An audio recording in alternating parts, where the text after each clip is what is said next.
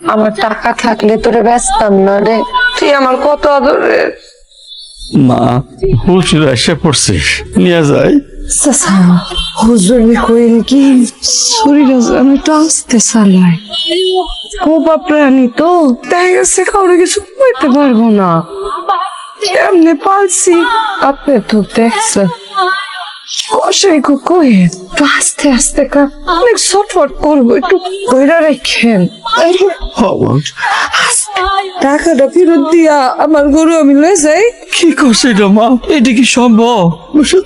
ও মা, তাহলে সাহেব গরু কোরবানি দেবো কি দিয়া? এই গরুর আশাতে তো সাহেব কোরবানি। মা গো, আপন জিনিসের মায়া ত্যাগ করতে পারো না তো কোরবানি। এই যে তুই গরুটার এত ভালোবাসিস, এর প্রতি তোর এত মায়া, এই জিনিস কোরবানি দিলি তো আল্লাহ খুশি হইব। মা নিয়ে যায় যাই মা, লাভ লাভ খোলো। স্যার আসসালামু আলাইকুম। ওয়ালাইকুম সালাম। আপনারা কুরবানি দিবেন? কষাই লাগবো না, আমরা কষার কম করবো। আমি তো কসাই বলে রেখেছি। আচ্ছা অসুবিধা নেই, তোমরা আসছো, চলো চলো সবাই আমরা একসাথে যাই। আর মোহাম্মদ তুমি এসছো, আমি খুব খুশি হয়েছি। কি যে বলেন না স্যার, চলো তাহলে দেরি না করে আমরা এদিকে যাই। আপনি কোরবানি দিবেন আর আমি আসবো না? গরুটা তো আমি পছন্দ করে দিছি আপনারে।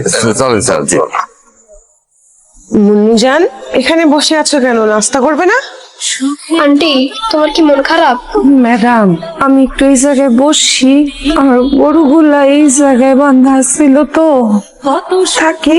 ঠিক আছে মুন্নু, তুমি কি আজকেই চলে যাবে নাকি আরো কিছুদিন থাকবে? না ম্যাডাম আজকেই যাবো। ঠিক আছে, যেটা তুমি ভালো মনে করো। বাবা চলো, আম্মুকে সাহায্য করবে। একটু পরে না কোরবানির গোশ আসবে, চলো উপরে যাই। একটু কোরবানি দেখি। না যেতে হবে না, চলো, ছোট মানুষ কোরবানি দেখে না, চলো।